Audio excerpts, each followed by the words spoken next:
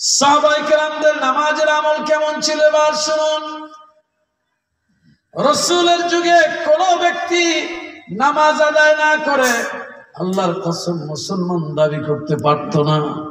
আজ যদি পৃথিবীতে রাসূল থাকতেন, ওই যে আদমশুমারিতে 100 জন মুসলমান 95 জন নামাজ পড়ে 5 জন, এই বাকি 95 জন এই আল্লাহর কোরআন হাতে নিয়ে বলি, যদি রাসূল আজকে পৃথিবীতে থাকতেন, এই 100 মানুষের মধ্যে 5 জন হইতো মুসলমান আর 95 জন মুসলমান। বুঝে আসে নাই? যদি আজকে রাসূল জীবিত থাকতেন, তাহলে এই যে 95 যে নামাজ পড়ে না, ওরা মুসলমান হিসেবে গণ্য হইতো না। মুমিন ভাইরা, দুজন সাহাবীর একজন ছিলেন কর্মকার। কি ছিলেন? ডাকাতি খোন্তা বানাতেন, কর্মকার। আর একজন ছিলেন মুদি দোকানদার। কি ছিলেন? মুদি দোকানদার। এই দুইজন সাহাবীর আমল ছিল কেমন? মসজিদ থেকে যখন আজানের ধ্বনি কানে চলে আসতো, যিনি কর্মকার ছিলেন তিনি একেবারে লাল হয়ে যাওয়া লোহাকে পুরে লাল বানানো হয় না, এই পুরা লাল লোহাকে পিটাচ্ছেন, কিছু বানাবেন। এই সময় যদি কানে আজানের আওয়াজ আসতো, যদি হাতুড়িটা এইরকম উপরে উঠানো অবস্থায় হাতুড়ি যদি ঝোঁক থাকতো পেছনের দিকে, তো আজান শোনার সঙ্গে সঙ্গে পেছনের দিকে ছেড়ে দিতেন।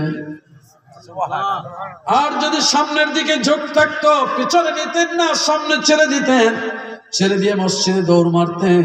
হায় রে, পেছনের হাতুড়ি যদি সামনে আনি তাহলে আল্লাহর ডাকে সাড়া দিতে আমার দেরি হয়ে গেল, সামনেরটা পেছনে নিলে আল্লাহর ডাকে সাড়া দিতে দেরি হয়ে গেল। এজন্য তিনি সামনে থাকলে ছেড়ে দিতেন সামনে, পিছনে থাকলে ছেড়ে দিতেন। আর একজন সাহাবী ছিলেন যিনি মুদি দোকানের মালামাল পালাই নিয়ে ওজন করতে গিয়ে যদি আজান শুনতে পেতেন, হাতের মুঠির মধ্যে যদি ওই কি বলে ওটারে, যে রশি থাকে না, রশি ওটারে কি বলে, মুঠ, এই মুঠ যদি হাতের মধ্যে থাকতো আর আজান শুনতে পেতেন, আস্তে হাতটারে খুলে পালাটা এরকম ছেড়ে দিতেন। এরপরে মসজিদে দৌড় দিতেন। আল্লাহ রাব্বুল আলামিন প্রশংসা করে বললেন, রিজালুল লা তুলহিহিম তিজারাতুন ওয়ালা বাইউন আন যিকরিল্লাহি ওয়া ইকামিস সালাহ। এমন কিছু মুমিন আছে যাদের ব্যবসা বাণিজ্য, বিজনেস, ব্যস্ততা, এগুলো আমি আল্লাহর জিকির থেকে, নামাজ কায়েম করা থেকে তাদেরকে গাফিল করতে পারে না।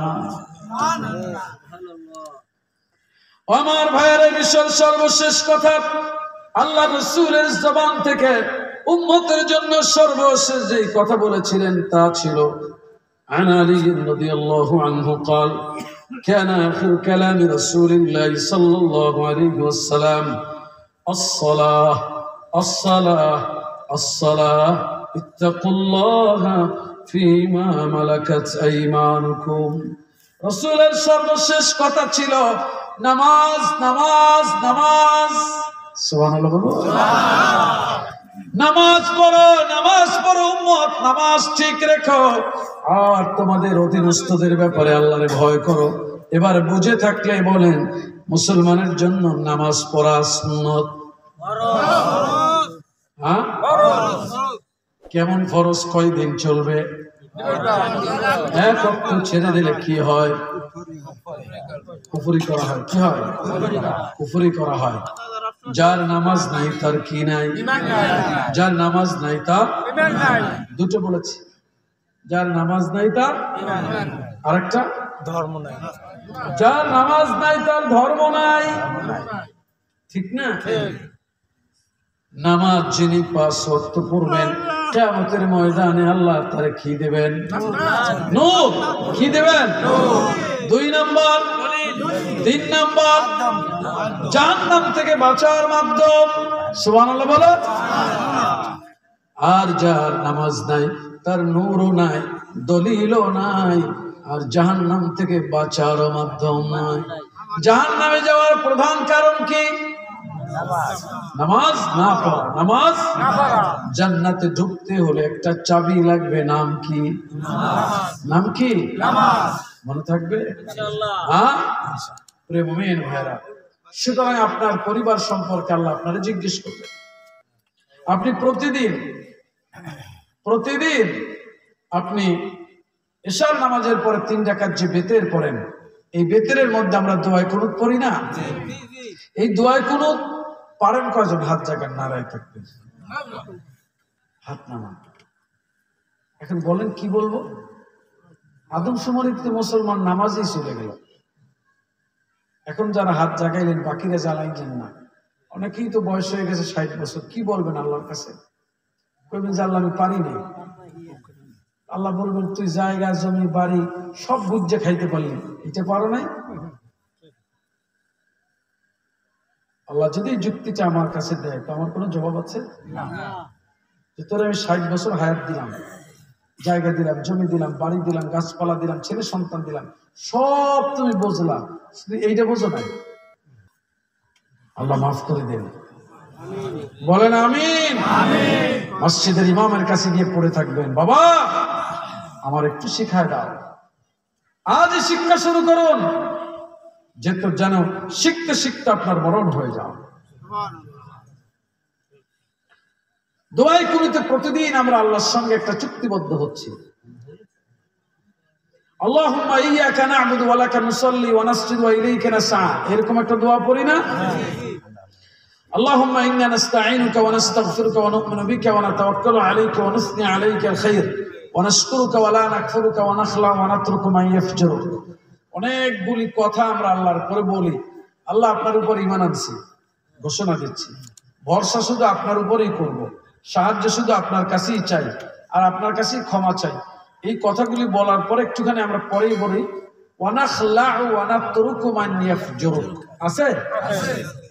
দোয়ায়ে কুনুতের মধ্যে আছে? আল্লাহু আকবার। কিভাবে আমরা আল্লাহর সঙ্গে কিভাবে ওয়াদা ভঙ্গ করছি? আমরা বলি ওয়া নাখলাউ ওয়া নাতরুকু মান ইয়াফজুরুক। ভালো করে এই শব্দটা বোঝেন, এই কথাটা। আল্লাহ গো, আমি এই নামাজে দাঁড়াইয়া তোমারে বলতেছি ওয়া নাখলাউ ওয়া নাতরুকু মান ইয়াফজুরুক, যে তোমারে মানে না, যে তোমার নাফরমানি করে, যে নামাজ পড়ে না, রোজা রাখে না, হালাল খায় না, সত্য কথা বলে না, ওয়া নাখলাউ ওয়া নাতরুকু, আমি ঘোষণা করছি ওরে আমি ত্যাগ শুধু করবো না, ওর সাথে সম্পর্ক ছিন্ন করে দেব। প্রতিদিন আমরা দাঁড়িয়ে আল্লাহকে বলছি। এই কথা যদি আপনার সত্য হয়ে থাকে তাহলে বেনামাজি ছেলের সাথে খান কেন? বেনামাজি মেয়ের সাথে আপনি খান কেন? বেনামাজি স্ত্রীর সাথে আপনি খান কেন? আপনি কি জানেন একজন নামাজ পড়লে আর একজন নামাজ না পড়লে একটা স্তর আছে যেখানে বউ স্বামী স্ত্রী থাকে না? জানেন এই মসলা? শুনছেন? নামাজি স্ত্রী আর নামাজহীন স্বামী স্ত্রী থাকে না। কত ভয়ঙ্কর ব্যাপার। কারণ ওই যে রাসূল বলেছেন কাফের আর মুসলমানের মধ্যে পার্থক্যকারী জিনিসের নাম কি? নামাজ। মুসলমান বাবাজিরা ভালো করে শুনুন, এই কথাগুলি আমি বলিনি, বলেছেন আল্লাহ এবং তার রাসূল। ভালো করে বুঝে বাড়ি ফিরে যান। যেই সন্তানের সাথে আপনি খাবার খাচ্ছেন, যে স্ত্রীর সাথে আপনি বসবাস করছেন, খবর নাই আপনার ইমানদারি ওরা পুরোপুরি খেয়ে ফেলে দিয়েছে। সন্তুষ্ট চিত্তে বেনামাজি স্ত্রীর সাথে জীবনযাপন করছেন, বেনামাজি সন্তানের সাথে খাচ্ছেন, বেনামাজি মেয়ের সাথে আপনি একই ছাদের নিচে বসবাস করছেন, আপনার খবর নাই যে আপনি ইতিমধ্যে মুনাফিক হয়ে গেছেন। 100 জন দাবি করা মুসলমানের মধ্যে নামাজ আদায় করলো ঠিক মতো 5 জন, বাকি থাকলো কতজন? বলেন, কথা বলেন, কতজন? 95। আমরা যারা এই ঘোষণা দিয়ে আল্লাহ পাকের উপরে ঈমান এনেছি, ঈমান আনার পরে একজন মুমিনের উপরে প্রথম ফরজ কি বলেন তো? এই জানেন কিনা? এই তো মাশাআল্লাহ। হ্যাঁ, ঈমান আনার পরে একজন মুমিনের উপরে প্রথম ফরজ কি? নামাজ। আবার বলেন সবাই, একজন ব্যক্তি ঈমান আনার পর ওই লোকটার উপরে সর্বপ্রথম কি ফরজ হয়? নামাজ। এই ফতোয়াটা জানি তো আমরা। প্রিয় মুমিন ভাইরা, রাত 3টায় একজন লোক ঈমান আনলো। কয়টায়? 3টায়। রাত 3টায় একটা লোক ঈমান আনলো। ফজরের নামাজ তার উপরে ফরজ। বুঝা গেল? এই ফরজ চলবে কত সময়? যতক্ষণ না পর্যন্ত তার কাছে মালাকুল মউত এসে যাবে। কথা বুঝা গেল ভাইরা? রাত্র 3টায় ঈমান আনলো, ফজরের নামাজ তার উপরে কি হয়ে গেল? খুব মনোযোগের সাথে শুনবার চেষ্টা করবেন, আমার পক্ষ থেকে আবেদন। আমি চেষ্টা করব দুটি বিষয়ের সংক্ষিপ্ত ভাবে একেবারে জরুরি যে কথাগুলি আমাদের জন্য, আমার জন্য, আপনাদের জন্য, একজন মুমিনের জন্য, মুসলিমের জন্য, আল্লাহর উপরে ঈমান ইদ্দার বিশ্বাসী ব্যক্তির জন্য, সেই জরুরি কয়টা কথা আমি বলার চেষ্টা করব আল্লাহ পাকের দয়ার উপরে ভরসা করে। আপনি যদি মনোযোগ দিয়ে শোনেন তো ইনশাআল্লাহ তাআলা আপনি অনেক বড় লাভবান হবেন। আর যদি মনোযোগ দিয়ে না শোনেন, আমি বলে যাব আমার সওয়াবের খাতায় কোনো কমতি হবে না, কিন্তু আপনি কিছু নিয়ে যেতে পারবেন না। কথা বুঝা গেল ভাইয়েরা? রাত 3টায় একজন ঈমান আনলো, ফজরের নামাজ তার জন্য কি? ফরজ। যদি সে বালেগ হয়ে থাকে, যদি সে বালেগ হয়, সুস্থ হয়, মুকিম হয়, এমন কোন মানে তার হাজত না থাকে যেটার কারণে নামাজ পড়তে সে অক্ষম, লোকটা অসুস্থ, কিংবা ঈমান এনেছে পাগল হয়ে গেছে, ঈমান আনার পরে লোকটা ঘুমিয়ে গেছে, নামাজের রক্ত চলে গেছে, এটা পড়তে হবে কাজা, কিন্তু ওই সময়ের জন্য তার সুযোগ, যেহেতু সে ঘুমিয়েছিল। এগুলো ছাড়া স্বাভাবিক সুস্থ এমন একটা লোকের উপরে রাত 3টায় ঈমান আনলে ফজরের নামাজ কি? ফরজ। ফরজের গুরুত্বটা কেমন? চলবে কত সময়? যতক্ষণ না মালাকুল মউতের সাথে তার মোলাকাত হয়ে যায়।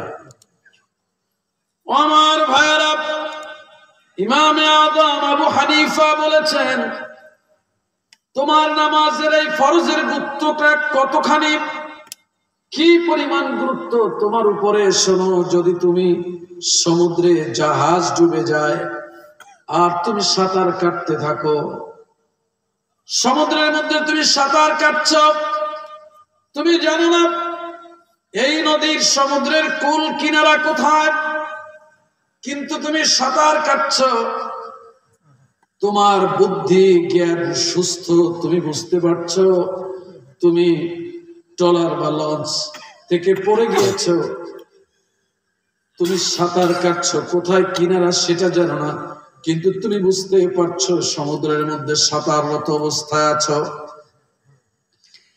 এই সাঁতার কাটা অবস্থায় তুমি বুঝতে পারলে জোহরের নামাজে রক্ত হয়ে গেছে,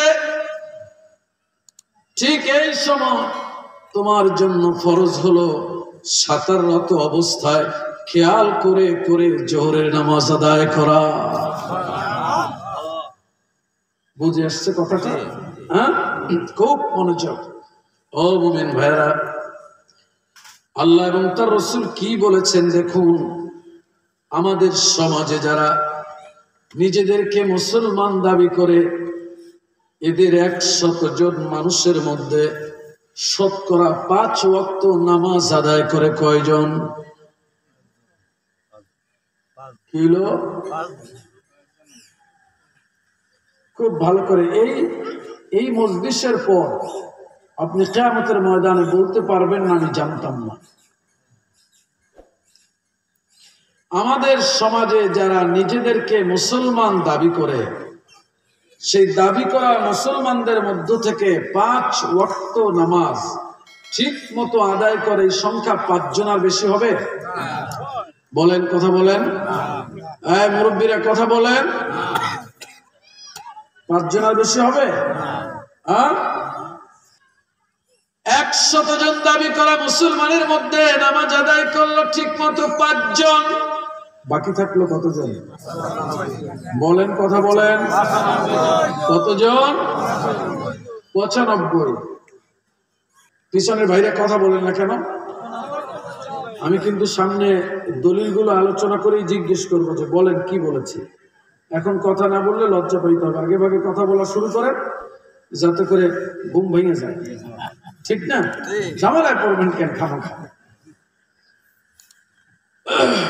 জান্নাতে যাবেন কারা কারা? হাত জাগান, নারে তাকবীর। আলহামদুলিল্লাহ, হাত নামান। জাহান্নাম থেকে বাঁচতে চান কারা? হাত জাগান, নারে তাকবীর। আলহামদুলিল্লাহ, হাত নামান।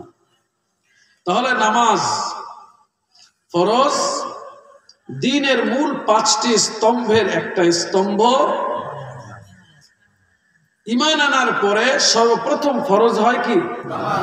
চলবে মৃত্যু পর্যন্ত, চলবে মরণ পর্যন্ত। ও আমার ভাইরা, রাসূল করিম সাল্লাল্লাহু আলাইহি ওয়াসাল্লাম বলেছেন, মান তারাকা সালাতান মুতাআম্মিদান ফাকাদ কাফার। যে ইচ্ছে করে 1 ওয়াক্ত নামাজ ছেড়ে দিয়েছে সে কুফরি করেছে। আমি বলিনি, আপনি যে রাসূলের উপর ঈমান এনেছেন সেই রাসূল বলেছেন, যে ইচ্ছে করে 1 ওয়াক্ত নামাজকে ছেড়ে দিয়েছে সে কুফরি করেছে। কয়েকত? ভালো করে জবাব দেন, কয়েকত? 1 ওয়াক্ত নামাজ যে ইচ্ছে করে ছেড়ে দিল সে কি করলো? কুফরি করলো।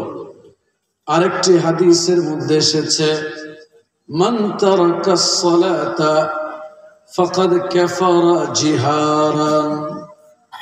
যে নামাজ ছেড়ে দিয়েছে সে একেবারে খোলাখুলি ভাবে, পরিষ্কার ভাবে কুফরি করেছে। বুঝে আসে নাই? তাহলে 1 ওয়াক্ত নামাজ ছেড়ে দিলে কুফরি করলো, তাই না? যে ব্যক্তি বছরে পড়েই মাত্র 2 ঈদের নামাজ আর জুমার নামাজ, তার দশা কি? বুঝে আসে নাই? এই সংখ্যা বেশি না কম? মুমিন ভাইয়েরা, ভালো করে বুঝুন। আপনার আমার মন মতো আমি মুসলমান দাবি করলেই আল্লাহ রাব্বুল আলামিনের কাছে ঈমানকে প্রমাণ করা যাবে না। যাবে না? ঈমান প্রমাণ হবে আল্লাহ এবং তার রাসূল যেভাবে বলেছেন সেইভাবে, ঠিক না? 1 ওয়াক্ত নামাজ ছেড়ে দিলে সে কুফরি করলো।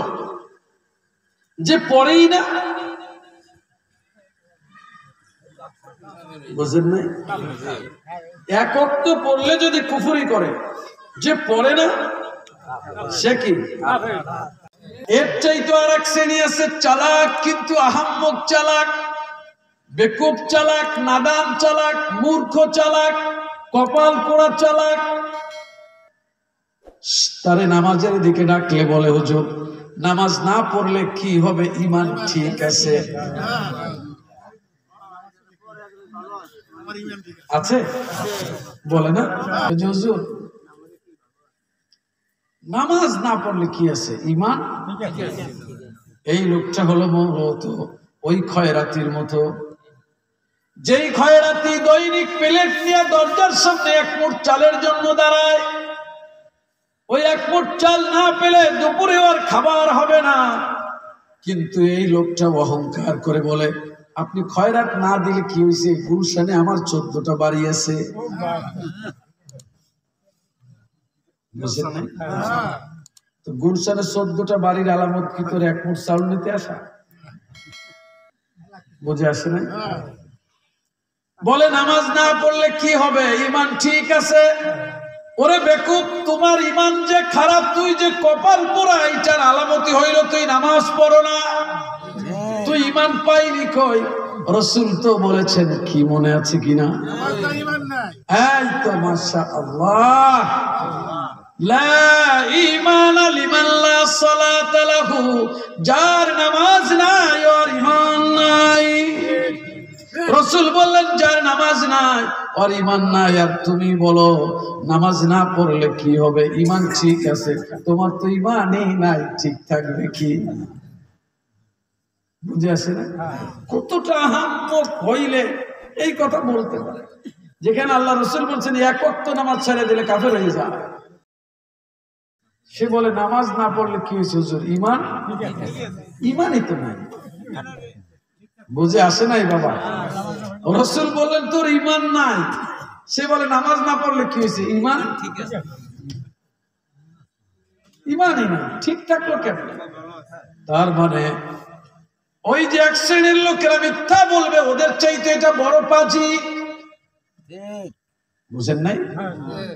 কারণ ও তো নামাজের মতো মহান ইবাদত, যেটা ঈমান থাকা না থাকা প্রমাণ করে, এই নামাজ না পড়ার মতো অহংকার প্রকাশ করেছে, নামাজ না পড়ার মতো বেঈমানি করেছে। এরপরেও সে বলে নামাজ না পড়লে কি হবে? ঈমান ঠিক আছে। তার মানে রাসূলের এই দলিলকে অস্বীকার করেছে। কথা বুঝে আসছে বাবা? ও আমার মুমিন ভাইরা, কিয়ামতের ময়দানে সর্বপ্রথম আল্লাহ সুবহানাহু ওয়া তাআলা নামাজের হিসাব নেবেন। জানেন? আউয়ালু মা ইউহাসাবু বিহিল আবদু ইয়াওমাল কিয়ামাতিস সালাহ। কিয়ামতের ময়দানে আল্লাহ সর্বপ্রথম হিসাব নেবেন কিসের? নামাজ। আপনাদের জিজ্ঞেস করেছি জাহান্নাম থেকে বাঁচবেন কিনা, সবাই বলেছেন হ্যাঁ। জাহান্নাম থেকে বাঁচার মাধ্যম কি?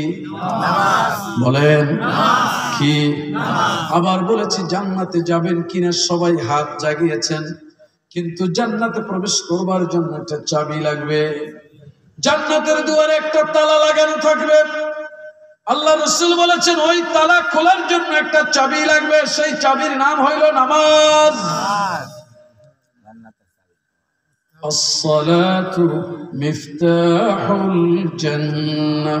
শুধু গাড়ির পিছনে লেখা দেখলেন, ঘরের সামনেও লেখা নামাজ বেহেশতের চাবি। ঘরে ঢুকলে দেখা যায় একটাও নামাজ পড়ে না। হ্যাঁ, ঘরের সামনে লেখা নামাজ বেহেশতের চাবি, ফজরের সময় দেখা যায় গরুর মতো নাক টেনে ঘুমায়। নাই লেখছে নামাজ বেহেশতের চাবি, মানে তামসা, ওর যা মন চাই তাই। সুদের সমিতির মধ্যে লেখা যার সর্বনিম্ন গুনাহ মায়ের সাথে জিনা করা, মায়েরকে বিয়ে করা, বড় গুনাহ আল্লাহ রাসূলের বিরুদ্ধে যুদ্ধ করা। মুসলমানের বাচ্চা নিজের মুসলমান দাবি করছে, কিন্তু ওর চাইতে একটা কুত্তাও ভালো। রাসূল বলেছেন সুদের ৭৩টা গুনাহ আছে, আইসারুহা আন ইয়ানকিহার রাজুল উম্মা। এর মধ্যে সবচাইতে ছোট গুনাহ নিজের মাকে বিয়ে করা। নিজের মারে বিয়ে করা, নাউজুবিল্লাহ। এই পাপের মধ্যে নাই? নাই। সুদের সমিতি দিয়া পয়সা কামাইয়া তারপরে হজ করতে যায়, আছে কিনা?